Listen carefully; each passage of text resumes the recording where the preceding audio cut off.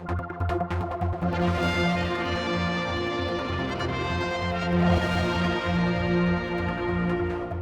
at the home of John Brown in Onchan to talk about a cancer that will affect 1 in 8 men. John, you yourself were a victim of this cancer, of prostate cancer. Before we talk about the campaign, can you tell us about your experience? Well, my experience was that I had no symptoms at all, but because of family history, I've been having checks every 6 months for the last 12 years. PSA is something that a lot of people may not know about, but it's an indicator that there is a potential problem. My PSA in March 2013 was fairly low, about, I think from memory, about 4. In the October of that year, it had gone up to about 7.8. And that in itself is an indicator that there's a problem, or potential problem. What is PSA? What does that stand for? I'm afraid I can't tell you the exact definition of it, but it's something that they pick up in the blood, which they use. It's not a definite. I mean, I know but it's a measure of it. Well, I think the potential for discovering a problem is when you've got 2 different readings and they've gone up significantly in maybe a fairly short time. I mean, I know people who've got a PSA of 16, 17 and they haven't got prostate cancer. But it seems to me, as an amateur, that the problem comes if it goes up significantly in a fairly short time. Particularly, as in my case, I was on an American drug which was supposedly halving the PSA reading. And if it goes up in any sort of significant way when you're taking that drug, then you do have a potential problem. And how did it affect you, having prostate cancer? Well, up until the diagnosis, I didn't have any. To be blunt, I'd never been up in the night. I had no symptoms at all. And that's common, isn't it? It seems to be quite common, yes. Yes, I think a lot of people, by the time the symptoms have appeared, they've got major problems. So it was quite a shock, really. But in my case, we had private healthcare, so it gave us a choice.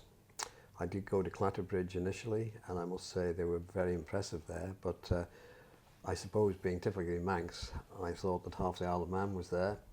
And after talking to Mr. Upstill, a local oncologist, I went to Christie's.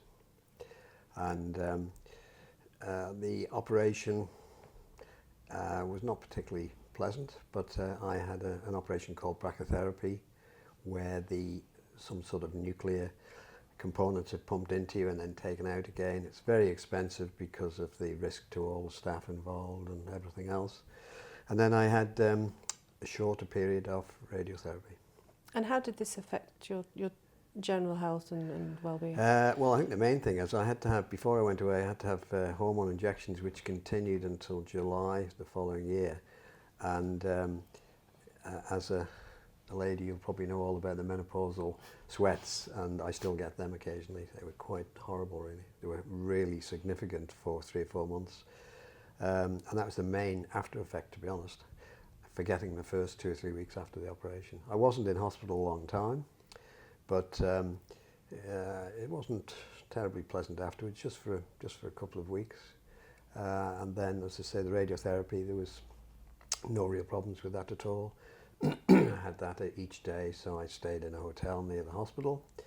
And then, of course, I had 1 check since, and I've got another check coming up. But apart from the fact that I do now have to get up in the night, there's been no other real significant problems. And what was the impact on your family? You've got quite a large close family, haven't you? Well, just shock, I think, really. Yes, I mean, when you've got no symptoms, you don't expect to be ill, do you, really? And I think, as you know, I've been sort of 24 hours a day, go, go, go, and then, of course, I gave up work at short notice, and then tiredness was the other significant factor, really. Quite significant. Now, this has spurred you on, hasn't it, to highlight a campaign, an ongoing campaign. Yes. Can you tell us a bit about that? Well, yeah, we have organised a service in Onchan Church, Onchan Methodist Church, on this Sunday evening, 12th of July. The main purpose of it is awareness. So many people have no concept at all about it, and what we're trying to do is raise awareness. It's free. If anybody likes to come along, there's lots of cakes and tea afterwards. Mr. Upstill is coming to do a presentation. He's the senior oncologist on the island, and that's the main thing.